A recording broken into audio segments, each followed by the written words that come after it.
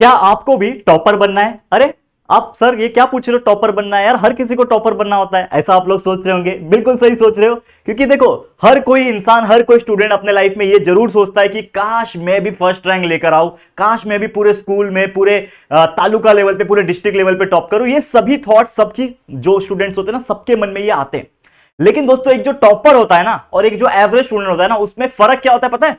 फर्क ये होता है कि पढ़ाई तो दोनों सेम ही करते हैं लगभग, लेकिन जो तरीका होता है पेपर लिखने का और साथ में पढ़ने का जो तरीका होता है, वो दोनों में एक डिफरेंस क्रिएट करता है। और इसीलिए जो टॉपर होता है वो एक टॉपर है और जो एक एवरेज स्टूडेंट है वो हमेशा एक एवरेज स्टूडेंट बन के रह जाता है। और यही प्रॉब्लम को सॉल्व करने के लिए मैं आपके सामने एक बेहतरीन वीडियो आपके लिए लेकर आ गया हूं, जिसमें हम आपको बताएंगे कि आप लोग सब्जेक्ट वाइज, जैसे कि अगर आप 10th स्टैंडर्ड में हो तो 10th स्टैंडर्ड के हिसाब से मैं बोलूं तो 10th स्टैंडर्ड में साइंस सब्जेक्ट, मैथ सब्जेक्ट और एसएसटी सब्जेक्ट, साथ में लैंग्वेज सब्जेक्ट में किन किन बातों का आपको ध्यान रखना पड़ेगा जब आप एग्जाम्स के लिए प्रिपेयर कर रहे होंगे, पढ़ाई कर रहे होंगे, और साथ ही में जब आप पेपर लिखने गए होंगे, पेपर लिख रहे होंगे। तो ये सभी बातें आपको बहुत ज्यादा हेल्प करेंगे to create a difference between a normal student and a topper. तो मैं टॉपर कैसा पेपर लिखता है, एक टॉपर कैसा सोचता है, ये सभी चीज आपको बताने वाला हूं। तो इस वीडियो को आप लोग कृपया करके पूरा एंड तक देखना। और अगर आपको स्लो लग रहा है तो आप अपना स्पीड को बढ़ा सकते हैं, 1.5 की स्पीड से भी आप देखो, लेकिन ये वीडियो को एंड तक देखना, छोड़ के मत जाना। साथ ही में मैं आपसे एक सवाल पूछना चाहता हूं, आप एक ईमानदारी से मुझे पढ़ के बताना। देखो आज लगभग 16 तारीख हो गया, ठीक है, 16 फरवरी हो गया, ये वीडियो आपको मिल रहा होगा उस दिन। और अगर हम काउंट करें तो मात्र 14 से 15 दिन बचा हुआ है। और 15 डेज की अगर मैं बात करूं तो जस्ट मैंने कल के दिन 15 डेज स्ट्रैटेजी वीडियो बनाया हुआ है। जिन्होंने नहीं देखा, बहुत चीजें मिस कर दोगे, उसमें इतनी इंपॉर्टेंट चीजें मैंने डिस्कस की है कि आप लोग को पढ़ने में बहुत मोटिवेशन आ जाएगा। तो प्लीज जाके वो वीडियो को चेकआउट कर लेना, 15 डे स्ट्रैटेजी वीडियो इसी चैनल जेआर ट्यूटोरियल्स पे डाला हुआ है, ठीक है।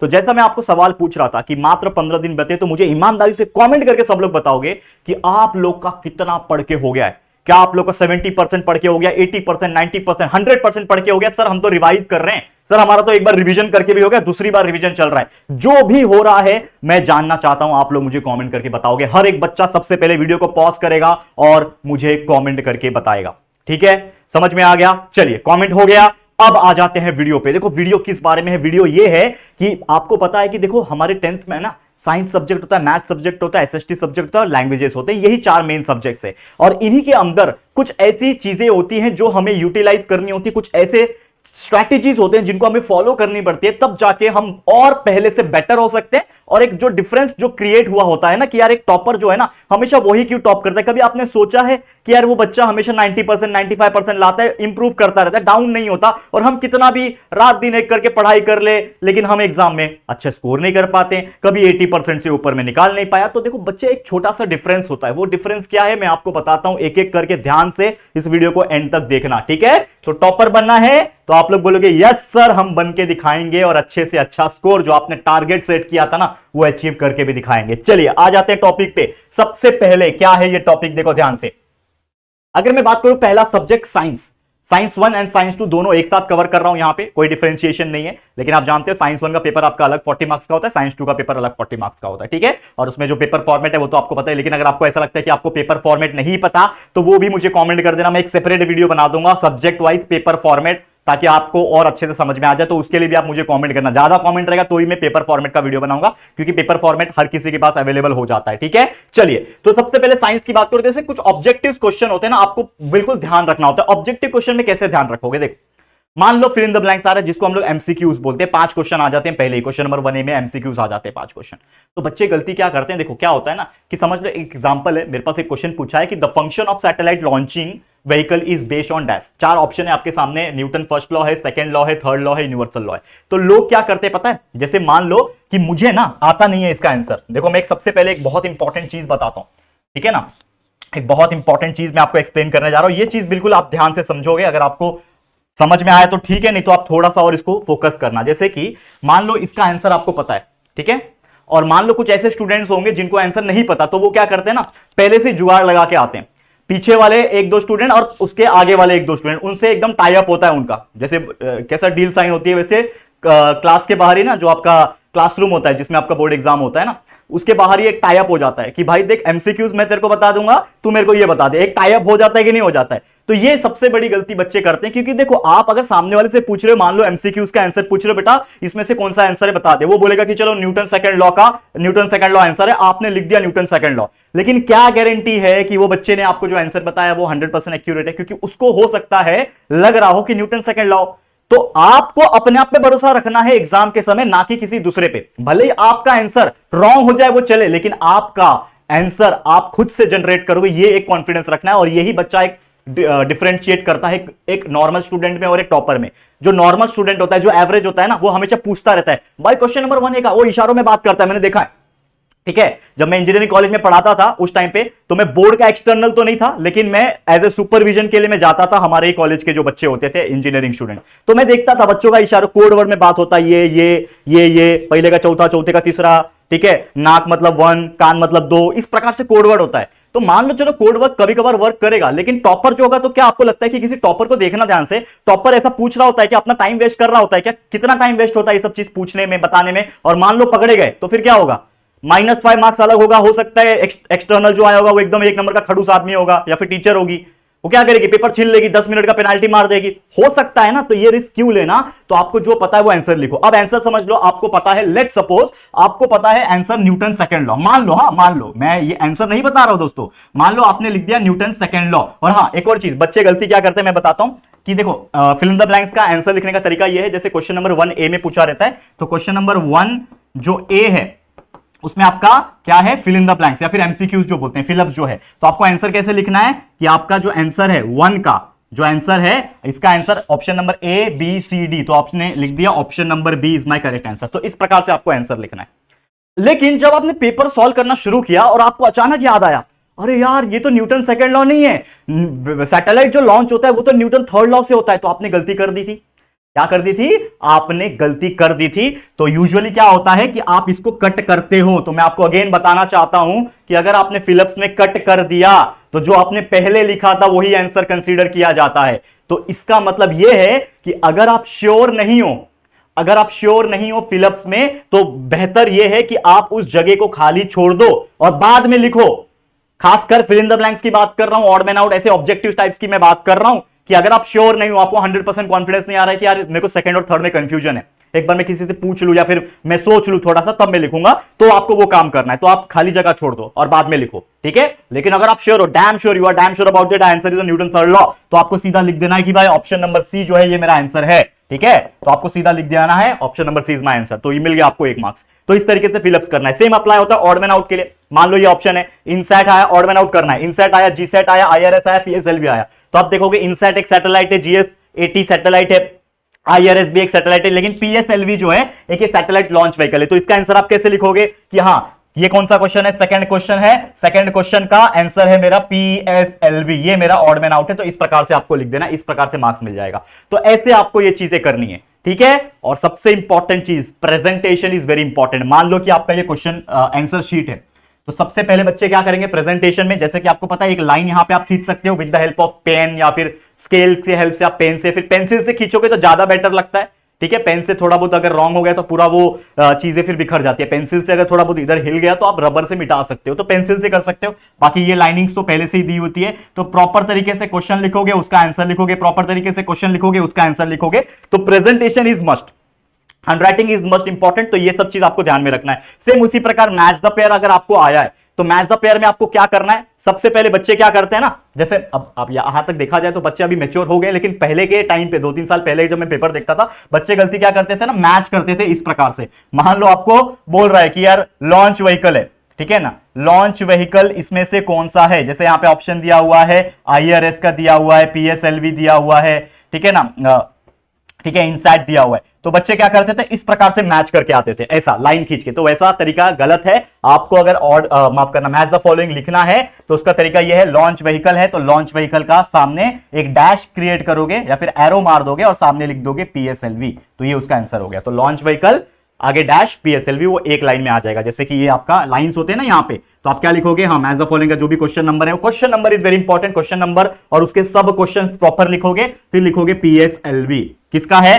लॉन्च व्हीकल का, डैश लॉन्च व्हीकल। इस प्रकार से आपको चीजें लिखना है। तो ये एक छोटा छोटा डिफरेंशिएट क्रिएट करता है, ठीक है। इसके अलावा कोरिलेशंस होते हैं, आपको पता है ये कोरिलेशन, कोरिलेशन में प्रॉपर तरीके से। मान लो कि आपको बोल रहा है कि सैटेलाइट जो है वो क्या है, तो सैटेलाइट आपका मान लो एक एग्जांपल के तौर पे इनसैट, तो इनसैट सैटेलाइट है, ठीक है। ये कोलन आने चाहिए प्रॉपर तरीके से, सैटेलाइट कोलन इनसैट। और फिर आपको दिया हुआ है लॉन्च व्हीकल। देखो मैं रफ हैंडराइटिंग में लिख रहा हूं, बस समझाना है मुझे, यहां पे कोई चीज पढ़ाना नहीं है, इसके लिए मैं थोड़ा रफ हैंडराइटिंग में लिख रहा हूं, लेकिन आपको मेन चीज है जो समझाना है, जो छोटी छोटी गलती आप लोग करते हैं वो ना करो। तो लॉन्च व्हीकल, फिर आपका जो कोलन आएगा, लॉन्च व्हीकल क्या है, पीएसएलवी है, जीएसएलवी है, जो भी आपको लिखना है इस प्रकार से एक लाइन में आएगा। और जो पीएस मतलब जो डैश रहेगा वो डैश प्रॉपर दिखना चाहिए, मतलब जो अंडरलाइन है वो दिखना चाहिए। ये आपको एक काम करना है। तो इस तरीके से साइंस में ऑब्जेक्टिव्स में आप ध्यान लगा सकते हो। इसके अलावा डायग्राम्स, बच्चे डायग्राम्स में गलती करते हैं, खासकर साइंस 2 में डायग्राम्स आ जाते हैं, साइंस 1 में भी कुछ आते हैं, लेकिन साइंस 2 में हमने अक्सर देखा है। मान लो कोई डायग्राम ड्रॉ करने आया, ठीक है, जैसे एग्जांपल के तौर पे, ऐसे 10th में आता नहीं है वो चीज, लेकिन एक एग्जांपल के तौर पे आपको आया सेल का डायग्राम ड्रॉ करने के लिए, ठीक है ना। लेट सपोज आपको कोई बोलता है प्लांट सेल का डायग्राम ड्रॉ करो, ये 10th में नहीं है, लेकिन मैं फिर भी एक एग्जांपल के तौर पे बता रहा हूं। तो प्लांट सेल ड्रॉ कर रहा है, मान लो आपने एक सेल ड्रॉ किया, ठीक है, ये आपने क्या किया, एक सेल ड्रॉ कर दिया। तो बच्चे क्या करते हैं, सेल ड्रॉ करने के बाद इसके अंदर मान लो कुछ ऑर्गन्स होंगे, न्यूक्लियस होगा, ठीक है ना, मान लो माइटोकॉन्ड्रिया होगा, मान लो गोल्गी अपैरेटस होगा, ठीक है ना, उसके अंदर जो होगा वो होगा, ठीक है ना, सेल मेम्ब्रेन होगा। तो बच्चे क्या करते हैं, नेमिंग करते हैं, ठीक है, क्योंकि ऑब्वियसली जो क्वेश्चन अराइजेस है draw a neat and label diagram. तो नीट एंड लेबल मतलब आपको नीट डायग्राम तो बनाना है, लेकिन लेबलिंग भी करना है। तो लेबलिंग मतलब बच्चे क्या करते हैं पता है, कि समझ लो एक ऑर्गन यहां पे, ठीक है ना, तो बच्चे यहां से एक एरो मारेंगे और इसका नाम लिख देंगे। लेट सपोज कि ये है आप लोग का वैक्यूल्स, ठीक है, लिख दिया। ये आपका माइटोकॉन्ड्रिया है, लिख दिया, ठीक है, ये आपका गोल्गी बॉडी है, लिख दिया। अगर ऐसा करोगे तो कहीं ना कहीं मार्क्स कटेगा। अगर 2 मार्क्स का आया रहेगा तो आपको 1 मार्क्स ही मिलेगा। तो सही तरीका क्या है डायग्राम ड्रॉ करने का, जिससे आपके मार्क्स ना कटे, क्योंकि आप तो कॉन्फिडेंस थे कि भाई मैं तो पूरा लिख के आया, लेकिन फिर भी मेरे को टॉपर नहीं मिला, मेरे को फिर भी कम मार्क्स मिले। तो ये क्यों हुआ, बिकॉज आपने सही तरीका चूज नहीं किया। और जो टॉपर होगा उसको पता है कि कैसे टॉप करना है, तो वो प्रेजेंटेशन इंपॉर्टेंट होता है। तो प्रेजेंटेशन कैसे करेंगे आप लोग, इसी चीज को आप कैसे बनाओगे, देखो ध्यान से, इसी चीज को आप कैसे बनाओगे। मान लो आपने ये डायग्राम बना लिया, ये डायग्राम आपने बना लिया, क्योंकि डायग्राम तो जो बच्चा बनाता है, टॉपर हो चाहे वो दोनों से भी बनाते हैं, बस थोड़ा ध्यान में रखना कि वो नीट एंड क्लीन हो। एक बार आपने डायग्राम बना लिया, आपको एक पेंसिल स्केल लेना है, with the help of pencil scale एक प्रॉपर तरीके से आपको एक बॉक्स तैयार कर लेना है, ठीक है। आपने क्या कर लिया, एक बॉक्स तैयार कर लिया। अब आपको लेबलिंग करना है तो थोड़ा सा बड़ा बॉक्स तैयार कर लो, लेबलिंग करना है तो बड़ा बॉक्स तैयार कर लो। और जब लेबलिंग करोगे तो आपको याद रखना है कि आपको स्केल और पेंसिल का इस्तेमाल करना है। पेन कर सकते हो, लेकिन रिकमेंडेशन पेंसिल रहेगा, क्योंकि पेन थोड़ा बहुत भी लीक, इंक थोड़ा स्पिल हो गया तो खराब दिख सकता है। पेंसिल, डार्क पेंसिल का इस्तेमाल कर सकते हो। तो आपको याद रखना, हमेशा स्ट्रेट लाइन का इस्तेमाल करोगे। मान लो कि आपको बताना है कि ये आपका माइटोकॉन्ड्रिया है, तो आप स्केल ले लोगे, स्ट्रेट लाइन, अंदर की तरफ एक एरो करोगे, ठीक है ना, अंदर की तरफ एक एरो करोगे और लिखोगे ये क्या है, ये है आपका माइटोकॉन्ड्रिया। याद रखना ये क्या है, माइटोकॉन्ड्रिया। सेम ये बताना है आप लोग को, तो सेम एक स्ट्रेट लाइन खींचा, अंदर की तरफ एरो, और ये बताओगे ये है न्यूक्लियस। मान लो यहां पे था वैक्यूल्स, तो एकदम स्ट्रेट लाइन टच करके ये एरो अंदर की तरफ, ये बताओगे ये है आपका वैक्यूल्स। इसका काम खत्म हो गया। इधर से बताना है, मान लो ये बताना है आप लोग को, तो सेम उसी प्रकार अंदर की तरफ एरो, स्ट्रेट लाइन, ये क्या है आपके लिए, गोल्गी बॉडी, ठीक है। ये इस तरीके से लेबलिंग करोगे तो एटलीस्ट 2 मार्क्स के लिए आता है, तो 4 से 6 लेबलिंग करना इंपॉर्टेंट है। और सबसे ज्यादा इंपॉर्टेंट चीज जो बच्चे गलती करते हैं डायग्राम्स में, जो कि उसका नाम नहीं लिखते। मान लो ये क्या बनाया आपने, सेल वॉल, तो आप लिखोगे यहां पे सेल वॉल बड़े में, या फिर इसके नीचे लिख दो, इधर लिख दो, या फिर इधर लिख दो, एक ही बात है। तो इस तरीके से करोगे तो आपका जो एग्जामिनर होगा वो खुश होगा और आपको पूरा का पूरा मार्क्स देके जाएगा। समझ में आया डायग्राम्स कैसे बनाना है। उसी प्रकार फ्लो चार्ट्स है। फ्लो चार्ट्स का जैसा कि मतलब आप जानते हो क्या होता है, तो फ्लो चार्ट्स में बॉक्सेस बहुत इंपॉर्टेंट होते हैं, ठीक है। तो सबसे पहले बच्चे गलती क्या करते हैं, देखो मैं बताता हूं एक चीज आपको, ठीक है। देखो यहां पे ध्यान से, बच्चे गलती क्या करते हैं फ्लो चार्ट में, क्या करते हैं बच्चे लोग, पहले बॉक्स बना लेंगे, ठीक है। बच्चे लोग क्या करते हैं, पहले बॉक्स बनाएंगे और इसके अंदर कुछ लिखना है। मान लो आपको लिखना है समझ लो ये है आपका कौन सा, इलेक्ट्रिकल जनरेटर का टॉपिक है, या फिर जो टुवर्ड्स ग्रीन एनर्जी चैप्टर है उसमें पूरा इसका खेल है, किसका, फ्लो चार्ट का ही खेल है। टुवर्ड्स ग्रीन एनर्जी चैप्टर आपको पता है, साइंस पार्ट 2 में 5वां चैप्टर, तो उसमें आपको पता है। तो सबसे पहले आपका पावर जनरेशन होता है, तो पावर जनरेशन थ्रू स्टीम, ठीक है। फिर यहां से जा रहा है, बॉक्स बनाया, फिर आपने लिखा टरबाइन। तो अगर आप देखो मैं इस तरीके से फ्लो चार्ट बना के आऊंगा तो क्या एग्जामिनर मुझे मार्क्स देगा, वो अगर दया खाएगा तो 2 मार्क्स में से आधा मार्क्स दे देगा, 1 मार्क्स देगा। क्यों, क्योंकि अच्छा नहीं दिख रहा। तो आप क्या करोगे, तो सबसे पहले बच्चे क्या करते हैं, पहले लोग बॉक्स बना देते हैं। तो बॉक्स नहीं बनाना है, सबसे पहले आप लोग क्या करो, लिखो, सबसे पहले लिखो। तो आपको पता है सबसे पहले क्या करना है, सबसे पहले लिखना है। तो मान लो कि आपको लिखना है यहां पे स्टीम टरबाइन, ठीक है ना, आपने लिखा स्टीम टरबाइन। उसके बाद क्या आएगा, उसके बाद आपका आएगा इलेक्ट्रिकल एनर्जी, ठीक है ना, इलेक्ट्रिकल एनर्जी, ठीक है। उसके पहले समझ लो कुछ आ रहा है, स्टीम टरबाइन का आ रहा है आपका, ठीक है ना, थर्मल एनर्जी, मतलब जो भी है, मतलब मैं आपको एक एक्सप्लेनेशन करने के लिए बना रहा हूं। तो ये मैंने किया। अब उसके बाद मैं स्केल पेंसिल लूंगा, बॉक्स बनाया, बॉक्स बनाया, बॉक्स बनाया, सेम पैटर्न में ऐसा बॉक्स दिखना चाहिए, प्रॉपर स्केल और पेंसिल की हेल्प से ऐसा एरो बनाया। तो ये जो फ्लो चार्ट दिख रहा है ये कितना सुंदर दिख रहा है। मान लो यहां से आपको एक और कुछ निकालना है, स्केल की हेल्प से, पेंसिल की हेल्प से एक ऐसा बनाया, यहां पे कुछ लिख दिया, release of water, let suppose लिखता हूं मैं रिलीज ऑफ वाटर, ऐसा मैं कुछ लिख रहा हूं, ठीक है। तो आपने यहां पे अगेन बॉक्स लिया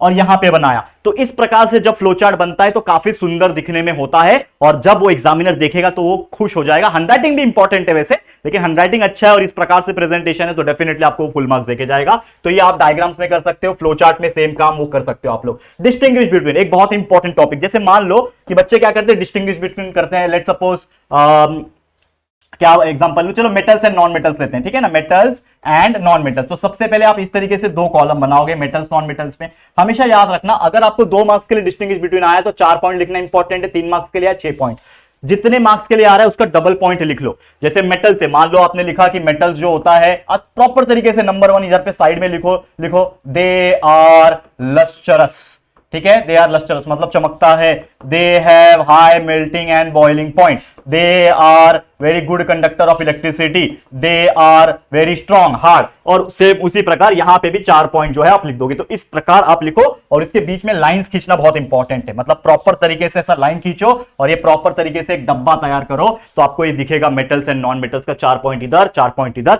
और इस तरीके से आपको वो 2 मार्क्स मिल जाएगा। बच्चे गलती क्या कर देते हैं, 2 मार्क्स के लिए 3 पॉइंट लिख के आ जाते हैं, ठीक है ना, 1 पॉइंट लिख के आते हैं, उनको लगता है कि 1 पॉइंट का 1 मार्क्स है। ऐसा नहीं, हमेशा याद रखना 2 marks is equal to 4 points. 4 मतलब 1 2 3 4, इसको बोलते हैं 4 पॉइंट्स। तो 4 पॉइंट इधर और उसी का डिफरेंशिएट यहां पे 4 पॉइंट्स। तो इस प्रकार से आपको डिस्टिंग्विश बिटवीन को अटेम्प्ट करना है, ठीक है। शॉर्ट नोट्स की अगर मैं बात करूं, देखो मान लो एक क्वेश्चन आता है, मान लो, ठीक है, मान लो एक क्वेश्चन आता है, इसको मैं रफ कर रहा हूं, देखो ध्यान देना। देखो मान लो एक क्वेश्चन आता है, आपको बोलेगा एग्जांपल के तौर पे, मतलब ऐसा 10th का क्वेश्चन नहीं ले रहा हूं, मेरे मन में जो आ रहा है मैं ले रहा हूं, मैं बस आपको एक्सप्लेन कर रहा हूं तरीका।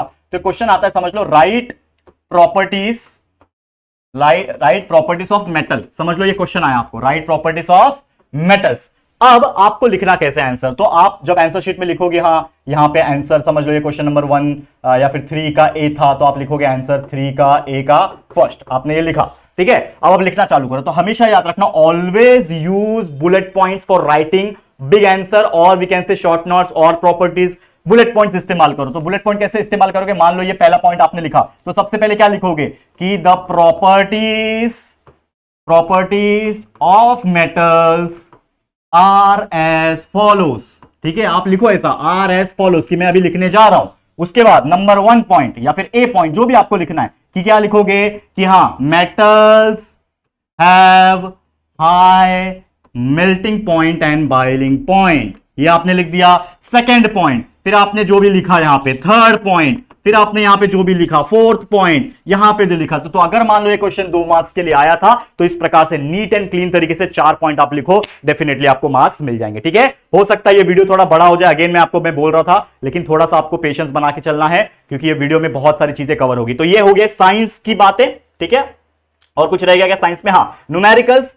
न्यूमेरिकल्स क्या है, न्यूमेरिकल्स जैसे कि आपको पता है, न्यूमेरिकल्स एक ऐसा चीज है जिसमें आपको कभी भी न्यूमेरिकल्स आया तो उसमें गिवन लिखना इज इंपॉर्टेंट एंड फॉर्मूला लिखना इंपॉर्टेंट। तो कभी भी कोई न्यूमेरिकल्स आया, उसमें क्या क्या चीज दिया है, हाँ उसमें क्या दिया है, मास दिया है तो लिख दो मास क्या है, मान लो उसका स्पीड दिया है, वेलोसिटी दिया है तो कितना है, वो सब लिखोगे। उसके बाद प्रॉपर फॉर्मूला लिखोगे कि हाँ इसमें कौन सा फॉर्मूला होने वाला है, v is equal to u plus at use होने वाला है, s is equal to u t plus half at square use होने वाला है, जो भी यूज होने वाला है वहां पे आप प्रॉपर लिखोगे। इस प्रकार से लिखो और फिर जाके प्रॉपर सॉल्व करना शुरू करो, इस तरीके से आपको फुल मार्क्स मिलेंगे। तो ये हो गया साइंस की बातें। अब थोड़ा मैं फास्ट जाऊंगा, मैथ्स की बातें कर लेते हैं, ठीक है, वीडियो काफी लंबा हो रहा है तो हम थोड़ा फास्ट जाएंगे। अब मैथ्स की बातें करें तो मैथ्स में सबसे ज्यादा बच्चे कॉमन गलतियां करते हैं और इसीलिए डिफरेंशिएट क्रिएट होता है एक एवरेज में, एक टॉपर में। एवरेज बोलता है कि मैं तो पेपर करके आया, लेकिन उसने कुछ गलती कर दी और उसके लिए उसके मार्क्स कट गए। क्या गलती की, सबसे पहली गलती होती है not proper questioning, question number गलत डाल देते हैं ये, और दूसरा क्वेश्चन ठीक से उतारते नहीं है। मान लो एक क्वेश्चन है आपके सामने 3x² प्लस 4x, ठीक है, प्लस 9 इज इक्वल टू 0। ये क्वेश्चन आया, मान लो क्वाड्रेटिक इक्वेशन का एक क्वेश्चन है, तो आपने गलती से घाई गई में ना क्वेश्चन पेपर उतारने के चक्कर में 3x² plus 5x plus 9 is equal to 0 लिख दिया, यहां पे 4 की जगह पे 5 लिख दिया। एक छोटा सा नंबर का अगर उलटफेर हो गया, पूरा क्वेश्चन का जो आंसर आप निकालोगे, आपके पास कॉन्फिडेंस रहेगा कि यार सर हमने तो ना पूरा बेहतरीन तरीके से सॉल्व किया, हमारा आंसर भी आया। तो भाई आंसर तो आएगा ही ना कहीं, थोड़ा बहुत ऊपर नीचे आएगा लेकिन आएगा ही आंसर। तो बच्चे कॉन्फिडेंट होके आते हैं क्योंकि यार उनको लगता है कि मैंने सॉल्व किया। लेकिन गलती क्या हुई, यहां पे आपने क्वेश्चन नंबर गलत लिखा, या फिर कभी क्वेश्चंस जो उतारे वो गलती से कुछ और उतार दिए। Simplification is very important. हाँ, उसके पहले फॉर्मूला बता देता हूं, बहुत सारे लोग फॉर्मूलेज नहीं लिखते हैं। मान लो आप एक चैप्टर कर रहे हो, जैसे मेंसुरेशन का चैप्टर है लास्ट में, ज्योमेट्री का, उसमें बहुत सारे फॉर्मूलेज होते हैं, आपको पता है। मान लो कि कोई भी चैप्टर है, ठीक है ना, अब एरिया ऑफ सर्कल है, आपको पता है एरिया ऑफ सर्कल है, तो बच्चे क्या करते हैं, एरिया ऑफ सर्कल का फॉर्मूला नहीं लिखते हैं, पाई आर स्क्वायर होता है, वो फॉर्मूला नहीं लिखा, डायरेक्ट इसमें वैल्यू पुट ऑन किया, पाई का वैल्यू जो होता है वो डाल दिया 22/7, आर दिया हुआ है 7 सेंटीमीटर, सॉल्व किया, ये कैंसिल हो गया, 22/7 जो भी आंसर आया वो लिख दिया। ठीक है, सबसे इंपॉर्टेंट चीज, जो भी आंसर आएगा, मान लो 7 2 14 1 कैरी 154 आया आंसर, ये क्या है, यूनिट लिखना इंपॉर्टेंट है, स्क्वायर सेंटीमीटर, स्क्वायर मीटर, ये यूनिट कैरीज हाफ मार्क्स। बच्चे यूनिट नहीं लिखते, यूनिट लिखो, ये सबसे पहले काम। फॉर्मूला लिखो उसके पहले, बीच का सिंप्लीफिकेशन प्रॉपर तरीके से करके दिखाओ, स्टेप बाय स्टेप जाओ। अगर आप प्रॉपर स्टेप्स मेंशन कर रहे हो कि आपका जो एग्जामिनर होगा उसके पास कोई हक नहीं आपका एक भी मार्क्स, आधा मार्क्स भी काटे, वो नहीं काट पाएगा। तो आपको इस तरीके से लिखना है। उसके अलावा नॉट सिंप्लीफाइंग इनफ, बहुत सारे लोग क्या करते हैं, सिंप्लीफाई नहीं करते। जैसे एग्जांपल के तौर पे कोई भी आप ले सकते हो कि आपके सामने है x² प्लस, ठीक है ना, 5x plus 6 is equal to 0। अब आपको पता फैक्टराइज करना है, तो कौन सा ऐसा नंबर लेंगे, x² plus 3x plus 2x plus 6 is equal to 0, ठीक है ना, ठीक है, प्लस 6 इज इक्वल टू 0। यहां पे कॉमन निकालेंगे x प्लस 3, यहां पे कॉमन निकाला 2x plus 3 is equal to 0। अब बच्चे क्या करते हैं पता है, डायरेक्ट ये x प्लस 3 लिख दिया, x plus 3 is equal to 0 और x plus 2 is equal to 0। एक स्टेप खा गए, तो एक स्टेप यहां पे खाना नहीं है, आपको वो स्टेप को मेंशन करना है कि आप पहले बताओ कि भाई x प्लस 3 है, फिर ये आया x plus 2 and equal to 0, फिर x प्लस 3 को एक बार 0 के साथ दो, फिर x प्लस 2 को एक बार 0 के साथ दो। इस प्रकार से आपको प्रॉपर एक स्टेप भी मिस नहीं करना है। नहीं तो हम क्या करते हैं, ओवर स्मार्ट करने के चक्कर में, फास्ट करने के चक्कर में एक हाथ स्टेप छोड़ देते हैं और उसका ही आधा मार्क्स कट जाता है। तो ये गलती नहीं करनी है। सेम ज्योमेट्री में कुछ कुछ चीजें, जैसे लाइन ड्रॉ करते हो, खासकर ज्योमेट्रिक कंस्ट्रक्शन जो चैप्टर है आपका, जैसे एग्जाम्पल के तौर पर यहां पे बताता हूं, देखो ध्यान से, आपके पास ये पेज है बराबर, ये आपका स्कूल का जो पेज मिलता है आपको, मतलब जो क्या बोलते हैं उसको, आंसर शीट जो मिलती है, यहाँ पे लाइंस होती है, यहाँ पे आपने खुद से लाइन खींची हुई है और यहाँ पे जो लाइंस खींच के आती है, ठीक है ना। और इसमें भी बहुत सारे लाइनिंग्स बने होते हैं, ये लाइनिंग्स होते हैं पहले से लाइनिंग्स होते हैं ना, लाइन मार्क तो होता ही है ना क्वेश्चन पेपर में, ठीक है। अब देखो मैं थोड़ा इरेगुलर बना रहा हूं क्योंकि मैं थोड़ा फास्ट जा रहा हूं, समझ रहे हो, मेरे फीलिंग को समझो, मेरे वर्ड्स को समझो। अब ये चीज है, तो बच्चे क्या करते हैं, मान लो आपको एक टेंजेंट ड्रॉ करना है, तो टेंजेंट बनाने के लिए आपको सर्कल ड्रॉ करना है, या फिर चलो समझ लो एक लाइन सबसे पहले खींचना है, ड्रॉ लाइन ऑफ 5 सेंटीमीटर। तो आप एक लाइन ड्रॉ करोगे, तो बच्चे क्या करते हैं ना, इसी लाइन के ऊपर लाइन ड्रॉ कर देते हैं। तो जब भी आप कोई लाइन ऑलरेडी जो है उसमें, जो पेजेस में मार्जिन्स की जो लाइन होती है ना पेजेस में, उसी के ऊपर लाइन नहीं खींचना। हमेशा याद रखना, दो लाइंस के बीच में जो जगह है वहां पे आप लाइन खींचोगे ताकि ये प्रॉपर दिखाई दे, विजिबल दिखाई दे। उसको नेमिंग करोगे कि हाँ ये ए है, ये बी है, इसका मान लो परपेंडिकुलर बाइसेक्टर ड्रॉ करना था, कि यहाँ पे आया, लाइन खींचा, इस प्रकार से इसको नाम दे दो। तो ये सभी चीज इंपॉर्टेंट है। तो लाइन ड्रॉ करना, मिडल में नहीं जो ड्रॉ करते हैं वो मिडल में ड्रॉ करेंगे, मतलब ये लाइंस विजिबल होने चाहिए प्रॉपर तरीके से। और फॉर्मूलेज लिखना बहुत इंपॉर्टेंट है। साथ में ज्योमेट्रिक कंस्ट्रक्शन में एक बच्चे गलती क्या करते हैं यहाँ पे, कि वो डायरेक्ट ज्यादा ऊपर से चार्ट कर देते हैं या फिर नीचे से स्टार्ट करते हैं, जिनकी वजह से उनका पूरा कंप्लीट नहीं हो जाता है। हमेशा ज्योमेट्रिक कंस्ट्रक्शन को बीच में चार्ट करो, ठीक है, बीच में स्टार्ट करो। और एक और, चलो इतना बता रहा हूं तो एक और चीज बता ही देता हूं टिप्स के तौर पे, always start a new question on A fresh page. जब आप पेज खोलोगे, एक क्वेश्चन एक पेज पे लिखो, क्वेश्चन नंबर 1 लिखा, उसके 1 2 3 रहेंगे, वो एक ही पेज पे आ जाएगा, चलेगा। लेकिन क्वेश्चन नंबर 2 हमेशा एक नए पेज से चालू करना, क्वेश्चन नंबर 3 हमेशा एक नए पेज से चालू करना। ये सब प्रेजेंटेशन टिप्स होते हैं जो मैं आपको अब बोलते जा रहा हूं, क्योंकि देखो मैं बोलते जाऊंगा फटाफट, ये आप लोग का काम है मेरी बातों को गौर करना और नोट डाउन करना, क्योंकि मैं चाहता हूं कि कम से कम समय में, ऑलरेडी 24 मिनट्स के वीडियो हो गए, मैं कम से कम समय में आप लोग को क्वालिटी चीजें देना चाहता हूं ताकि आप लोग को समझ में आ जाए ये चीजें, ठीक है। चलिए, और अगर हम बात करें एसएसटी की, तो एसएसटी में बच्चे गलती क्या करते हैं, देखो सबसे पहले ब्रीफ में, बाकी 1 मार्क्स 2 मार्क्स में ज्यादा मार्क्स कटते नहीं है, ब्रीफ में ज्यादा मार्क्स कटते हैं। बच्चे गलती क्या करते हैं, बुलेट पॉइंट्स नहीं लिखते हैं। देखो समझ लो कि आपका ये क्वेश्चन पे आंसर शीट है, माफ करना, ये आपका क्या है, आंसर शीट है। सेम वही चीज, ये आपका मार्जिन का लाइन, ये आपने खींचा हुआ है, ये पहले से लाइन खींचा हुआ है, और यहां पे ऐसे बहुत सारे लाइन है। अब बच्चे क्या करते हैं ना, गोजामाजी कर देते हैं। गोजामाजी करने का मतलब क्या, पूरा भर के आ गया, पूरा पेपर जो लोग बोलते हैं, अरे पेपर मैंने पूरा भर दिया, पूरा भर दिया, पूरा भर दिया, पूरा भर दिया, इस प्रकार से पूरा एकदम थ्योरेटिकल लिख देते हैं जब हिस्ट्री और ज्योग्राफी के जैसे ब्रीफ्स आते हैं। गलती मत करना ये चीज। जब पेपर जब लिखोगे और एकदम भरा कचड़े जैसा दिखेगा ना, तो यार मार्क्स नहीं मिलेगा। मार्क्स मिलेगा लेकिन 4 में से 1 मिलेगा, 2 मिलेगा, 3 मिलेगा। एग्जामिनर के मूड के ऊपर भी डिपेंड करता है। तो आप लोग हमेशा ना बुलेट पॉइंट का इस्तेमाल करो कि पहला पॉइंट लिखा आपने कुछ लिखा, सेकंड पॉइंट लिखा आपने कुछ एक सेंटेंस लिखा, थर्ड पॉइंट लिखा, इस प्रकार से। तो भले पॉइंट ज्यादा लग जाए, 6, 7, 8 लग जाए, लेकिन आपको इस प्रकार से लिखना है। और एक सबसे इंपॉर्टेंट यूजफुल टिप्स, एक टॉपर और एक एवरेज में फर्क आप कैसे क्रिएट कर सकते हो। अगर आप एग्जामिनर की नजर में अच्छे बनना चाहते हो, पेपर चेक करने वाले के, तो आप क्या करो, बीच में फ्लोचार्ट्स घुसाओ, बीच में आप फ्लोचार्ट्स ऐड करो। मान लो आपने पॉइंट लिखा और आपको समझ लो आपको हिस्ट्री के ऊपर टॉपिक आया, मतलब कोई भी हिस्ट्री है, मान लो आपको बताना there are 3 types of history, ancient history, medieval history, modern history. तो नॉर्मल लोग क्या करेंगे, मान लो आपको यहां पे लिखना है, नॉर्मल लोग क्या करेंगे, यहां पे आपको बताना है, तो आप लिखोगे कि देयर आर, चौथा point, there are 3 types of history, ये नॉर्मल लोग है। पहला हिस्ट्री क्या है, एंशिएंट हिस्ट्री, एंशिएंट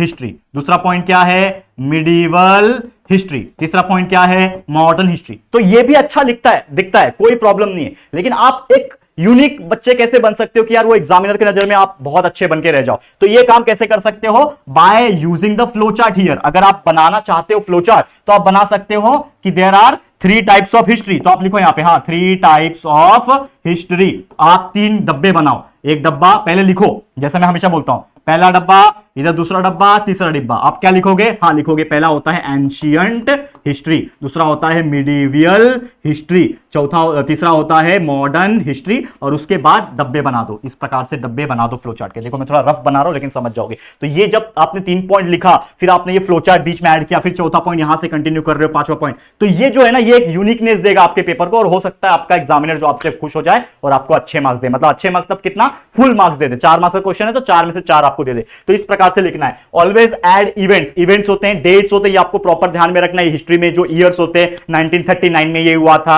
यहां पे इस लोकेशन पे हुआ था। तो ऐसे इवेंट जो है, और लेंथी मत करना पेपर को, हमेशा याद रखना। हिस्ट्री ज्योग्राफी में बहुत लेंथी मत करना, प्रॉपर अच्छे प्रेजेंटेशन पे ध्यान देना।